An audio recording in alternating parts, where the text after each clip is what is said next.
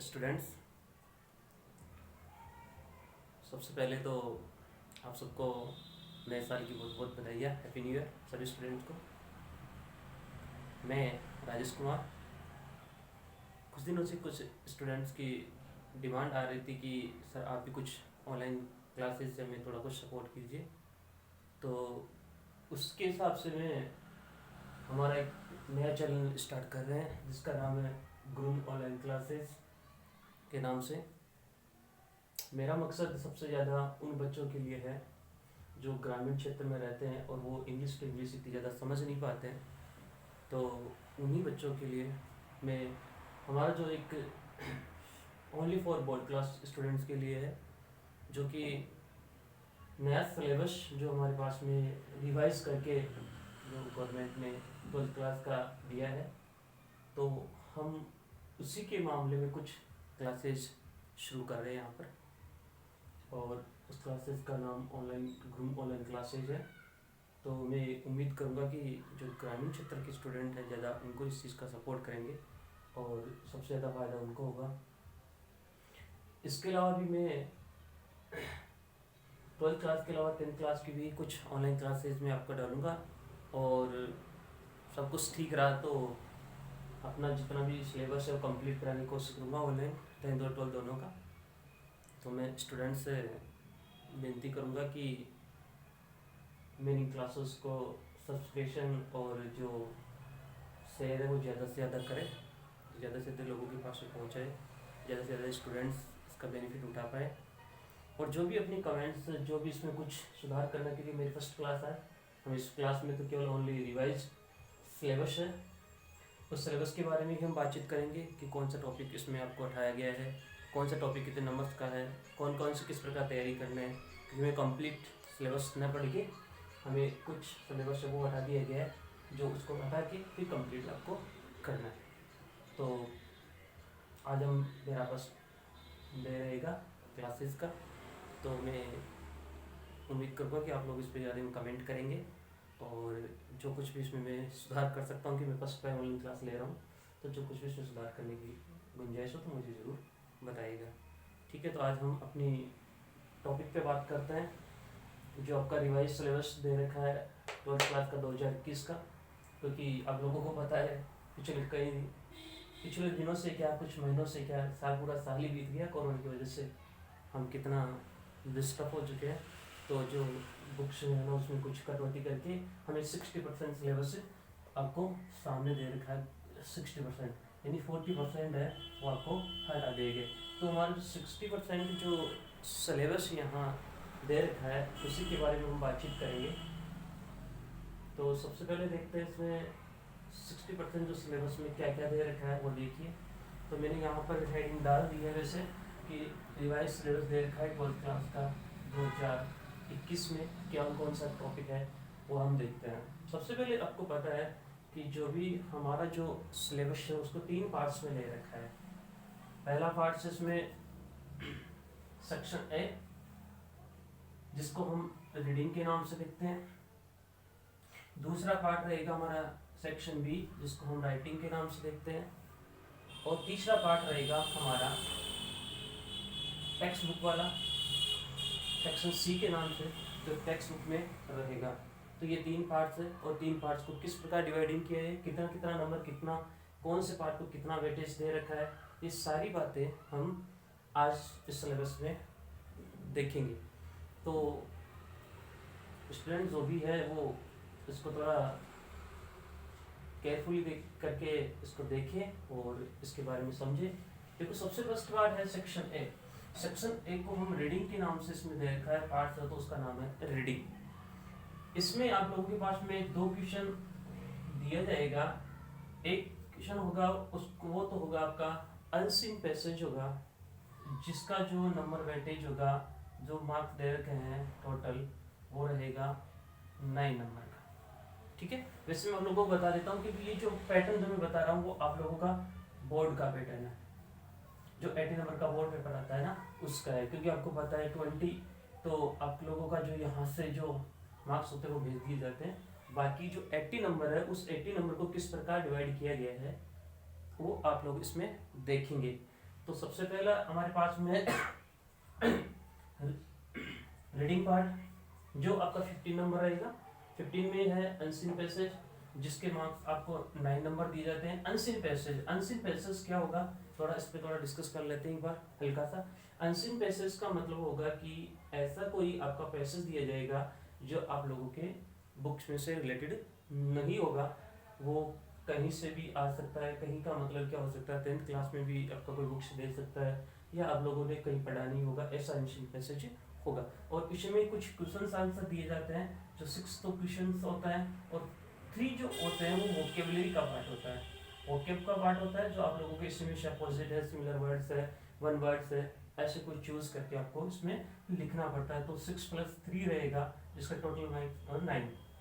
यहाँ पर मैं आप लोगों को और बता देता हूँ, इसके पैसेज के साथ में एक और मतलब एक पैसेज और दिया जाएगा, दोनों में से आपको एक करना है। तो ये था हमारा रीडिंग का फर्स्ट पार्ट, अनसीन पैसेज। ठीक है, नेक्स्ट देखते हैं, हमारे पास में आता है मेकिंग नोट्स। देखो ये भी एक नया टॉपिक है, 12th क्लास स्टूडेंट्स के लिए थोड़ा न्यू रहेगा। मेकिंग नोट्स है तो बिल्कुल इजी टॉपिक, फिर भी लेकिन कुछ कन्फ्यूजन होता है, तो हम जैसे हम इसमें कम्प्लीटली हम जो आपको सिलेबस के बारे में बताएंगे या सिलेबस का जो आपको पूरा रीडिंग करवा देंगे, तो उस समय आप लोग क्लियर हो जाएगा। मेकिंग नोट्स ये आप लोगों के इसके वेटेज होते हैं 6 नंबर का। कितने नंबर का होता है, 6 नंबर का। तो 6 नंबर होता है, तो 6 नंबर है ये आपके मेकिंग नोट्स पार्ट्स में आता है। और ये कैसे होता है डिवाइड, वो भी हम देख लेते हैं। इसमें क्या होता है कि 4 + 2, 4 + 2 का मतलब क्या होता है, देखिए इसमें जो 4 नंबर वाला है, ये 4 नंबर वाला, इसके तो आपको नोट्स बनाने पड़ते हैं। ठीक है, 4 नंबर का था उसके नोट्स क्या होते हैं, और 2 नंबर होता है उसको हम क्या बोलते हैं, समरी बोलते हैं। ठीक है, ये समरी वाले पार्ट में से आएगा।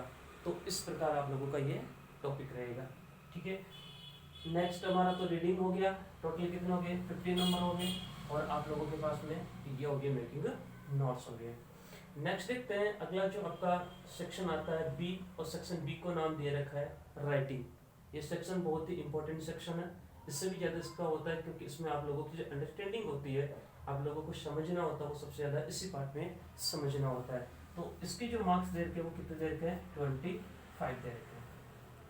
और 25 के अंतर्गत जो आपके डाल रखे वो 4 इसमें आपके टॉपिक डाल रखे हैं, और 4 टॉपिक में कौन कौन सा है वो देखिए। यहाँ से हमारे पास में सबसे फर्स्ट आता है, एक तो हमने इसमें दे रखा, मैंने शॉर्ट में लिख दिया है एड, ADVE एड, मतलब एडवर्टाइजमेंट। इसको हम हिंदी में अगर आप समझना चाहो तो इसको हिंदी में होता है इसका विज्ञापन। क्या होता है, किस प्रकार बनाया जाता है, कैसे इसमें ध्यान रखना होता है, ये सब हम जब पूरा का कंप्लीट इसको कंप्लीट करवाएंगे उस समय आप इस पर ज़्यादा डिस्कस करेंगे, क्योंकि अभी आज की जो सिलेबस की ही क्लास में इसको कंप्लीट करवा रहे हैं। नेक्स्ट आएगा आपका नोटिस। ठीक है, नोटिस होता है, ये एक सूचना होती है, इसको भी हम हिंदी में अगर आप देखना चाहे तो हम इसको सूचना कहते हैं, नोटिस। थर्ड इसी में एक दे रखा है, वो होता है इनविटेशन। इनविटेशन का मतलब होता है आमंत्रण पत्र या निमंत्रण पत्र, जो भी कितने टाइप के इसमें दे रखा है, एक तो डिक्लाइन का दे रखा है, एक्सेप्टिंग का दे रखा है, जो भी इसमें आप लोगों का पास में दे रखा है वो। तो ये आप लोगों के पास में 3 आपके इसमें टॉपिक दे रखे हैं, और ये आपके इसके मार्क्स कितने आते हैं, 4 मार्क्स आते हैं। ठीक है, आपको करना क्या है इसमें वो भी मैं बता देता हूँ थोड़ा सा। भाई 4 आप डरिए नहीं, क्योंकि इसमें आपको इतना 3 याद करना है ना। इसमें आप लोगों को क्या करना है, देखो एडवर्टाइजमेंट, नोटिस, इन्विटेशन। एग्जाम में आपके कोई से भी 2 आएंगे, या तो आपका एडवर्टाइजमेंट आएगा, या इन्विटेशन के साथ में आ सकता है, नोटिस आ सकता है, 2 आएगा। आपको करना ओनली फॉर 1 क्वेश्चन है। ठीक है, तो इस प्रकार नेक्स्ट देखते हैं आगे। अगला देखते हैं इसमें लेटर। लेटर होता है, ये आपके 7 नंबर है, 7 मार्क्स दे रखे इसमें लेटर के। तो इसमें देखते हैं क्या होता है।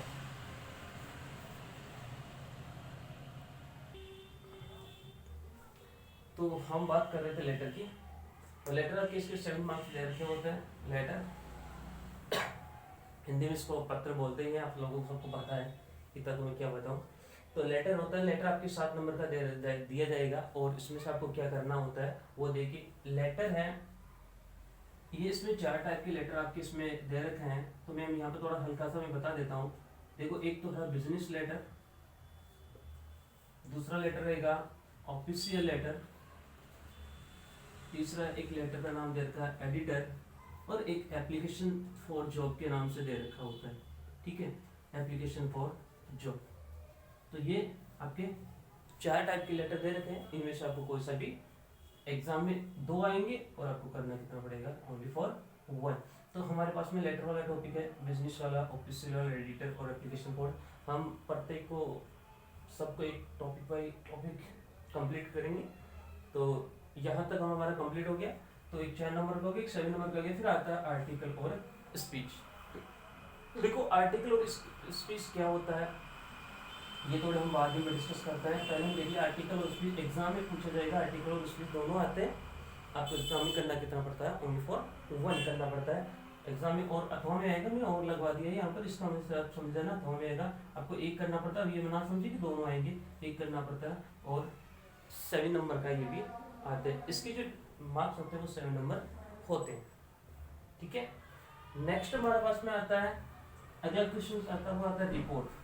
और एक दे रखा मैंने नाम लिखा है फैक्चुअल डिस्क्रिप्शन। अब नाम बड़ा देख के डरिए नहीं, ये बिल्कुल सीधा सी बात है। इसमें क्या दी जाती है वो थोड़ा सा मैं हल्का सा बता देता हूँ। यहाँ पर रिपोर्ट होती है, वो क्या होती है, एंड कोई भी इवेंट होती है, ठीक है, उस इवेंट का आपको ऊपर रिपोर्ट लिखनी होती है। ठीक है, तो ये इवेंट के बारे में दे रखा है। और फैक्चुअल डिस्क्रिप्शन क्या होता है, वो देखिए फैक्चुअल डिस्क्रिप्शन होता है, इसमें क्या होता है, कोई भी टॉपिक दिया जाता है, उसके बारे में आपको, कोई भी टॉपिक होता है, ठीक है, उसके बारे में आपको डिस्क्रिप्शन करना होता है, उसका पूरा का पूरा विवरण आपको डिटेल्स में देना पड़ता है। ये होता है। आप लोगों को यहाँ थोड़ा और मैं बता देता हूँ एक बार हल्का सा। तो वो ये है कि जो आपका एडवर्टाइजमेंट है, नोटिस है, इन्विटेशन में आपको पहले बताया था, ये ध्यान रखना, यहाँ पर 50 जो वर्ड लिमिट होती है वो 50 होती है, 50 वर्ड्स में लिखा जाता है। ठीक है, बिजनेस लेटर में इसमें कोई ज़्यादा फिक्स नहीं होता। ये जो होती है, इनकी वर्ड लिमिट जो होती है वो 100 वर्ड्स में लिखा जाता है। वर्ड लिमिट कितनी होती है, 100 होती है। और इसकी भी कितनी होती है, 100 वर्ड्स लिमिट होती है। आप लोग इसका स्टार्टिंग में जो मैंने आपको दे रखा था, उस समय आपको इसका थोड़ा वो देख स्क्रीनशॉट ले लीजिए। बाकी हम जब भी इसको डिस्कस करेंगे तो उस समय आपको और बता दिया जाएगा। ठीक है, तो ये हमारे पास में फैक्चुअल डिस्क्रिप्शन के बारे में हो गया। तो ये टोटल ओके हमारे पास में हो जाता है 25 नंबर का, जो मैंने आपको यहाँ पर मैंने लिखा दिया था। इसके बाद में हम आगे बढ़ते हैं, तो हमारे हाथ में आता है टेक्स्ट बुक। और आप लोगों को पता है टेक्स्ट बुक होती है वो कितने नंबर की दे रखी है, 40 नंबर की। 40 हमारा कौन सा हो गया, ये हो गया। जो हमारे पास में ग्रामर पोर्शन मान लो या क्वेश्चन मान लो, इसमें 40 नंबर का आ जाता है। तो 40 नंबर की हमारे पास में आ जाती है टेक्स्ट बुक। अब टेक्स्ट बुक में हमारे पास में सबसे फर्स्ट बुक आती है रेनबो। ठीक है, और रेनबो भी आपके पास में 2 पार्ट दे रखे हैं, एक तो पोइट्री सेक्शन दे रखा है और एक प्रोज सेक्शन दे रखा है। पोइट्री सेक्शन में आपके पास में है पोइट्री, जो कविताओं से रिलेटेड है, जो आपकी पोइम से रिलेटेड है, जो आप लोगों को बता दूंगा कौन कौन सी पोइम इसमें हटा भी दी गई है, वो आप लोगों को इसमें बताते हैं। ठीक है, तो सबसे पहले पोइट्री में आते हैं। तो इसमें क्या होता है, पोइट्री आपके 10 मार्क्स की दे रखी है, 10 नंबर है इसके टोटल। और रेनबो बुक्स है, वैसे बता देता हूँ आप लोगों को, यहाँ पर 25 मार्क्स मैंने लिख दिए हैं, 25 मार्क्स के मिलेंगे। और पोइट्री 10 मार्क्स की होगी। और इसमें जो क्वेश्चन आएंगे वो कैसे टाइप के आते हैं, देखो एक तो आता है स्टेंजा। ठीक है, स्टेंजा का मतलब है कि कोई भी पोइम होगी उसमें 3 या 4 लाइन का कोई स्टेंजा का उसको दे दिए जाएंगे, उससे रिलेटेड जो भी क्वेश्चन होंगे वो क्वेश्चन आंसर इसमें पूछेंगे, क्वेश्चन पूछे जाएंगे। ठीक है, और ये आएगा आपका 4 नंबर। इसके टोटल में कितना होता है, 4। दूसरा आता है 3 शॉर्ट आंसर टाइप क्वेश्चन आते हैं। 3 शॉर्ट टाइप आंसर आते हैं। इसका मीन्स क्या मैंने लिखा है यहाँ पर कि आपकी पोइम में से क्वेश्चन पूछे जाएंगे, 3 क्वेश्चन आएंगे आपके, आएंगे तो 4 करने आपको ओनली फॉर 3 पड़ते हैं। और इनका जो वेटेज होता है वो 3 × 2, यानी 3 तो क्वेश्चन आएंगे और प्रत्येक कितने का होगा, 2 नंबर का। ठीक है, 3 क्वेश्चन और 2 नंबर का, तो टोटल इसमें कितना हो गया, 6 नंबर का। 6 मार्क्स इसके हो गए। ठीक है, 6 नंबर इसके हो गए और इसके हो गए, तो टोटल कितने हो गए, 10 हो गए इतने। तो 3 शॉर्ट क्वेश्चन आंसर आएंगे, शॉर्ट आंसर टाइप क्वेश्चन होंगे, जिसमें कि जो वर्ड लिमिट होती है वो 30 से 40 वर्ड्स होती है। ठीक है, 30 से 40। और इस बार तो आप लोगों के लिए बेनिफिट भी रहेगा, क्योंकि इसमें से 2 पोइम हटा दी गई है। जो अभी हम डिलीटेड जो सिलेबस रहेगा उसमें हम थोड़ा सा डिस्कस कर ही लेंगे उसके मामले में। तो आप लोगों का ये रहेगा, तो 300 टाइप आंसर आएगा, तो ये आपको क्लियरली करना है। ओके, फिर चलते हैं हमारे प्रॉज में, इसी बुक्स में जो आपकी रहेगी ओनली 15 नंबर्स में। और 15 में क्या है वो थोड़ा सा हम इस पर थोड़ा डिटेल्स पे देते हैं। इसमें क्या है कि इसमें आपके दो टाइप के क्वेश्चन आते हैं, एक तो आता है शॉर्ट आंसर वाले क्वेश्चन और एक आता है लॉन्ग टाइप आंसर। ठीक है, इसमें तो लॉन्ग दिए जाएंगे, मतलब ऐसे टाइप में होगा, और एक शॉर्ट वाला होगा। मतलब आप लोग ऐसे नहीं समझ सकते, तो सीधी सी बात है 30-40 वर्ड्स, इसकी वर्ड लिमिट कितनी रहेगी 30-40 वर्ड्स, और इसकी होगी 150 वर्ड्स, ये रहेगा इसमें। तो इसमें 15 होगा। अब देखो इसमें क्या है, 4 क्वेश्चन दिए जाएंगे, वो मैं यहाँ पर बता देता हूँ। 4 क्वेश्चन होंगे और प्रत्येक होगा वो कितने नंबर का होगा 2, प्रत्येक कितने का होगा 2। तो हमारे पास में कितना हो गया 8 नंबर इसके दिए जाते हैं। ये जो लॉन्ग टाइप वाला होगा एक क्वेश्चन होगा, और ये मैं इधर लिख देता हूँ आपको दोबारा, 7 नंबर का होगा, और इसमें कितने का होगा एक क्वेश्चन आ जाएगा 7 नंबर का होगा, और इसके नंबर कितने होते हैं 7 मार्क्स होता है। ठीक है, तो टोटल कितने हो गए 8 और 7 15 हो गए। तो ये आप लोगों के पास में कम्प्लीटली आपका ये प्रॉज वाला क्लियर हो गया। यानी हमारी रेनबो बुक है वो 25 की 25 में 10 नंबर पोइट्री में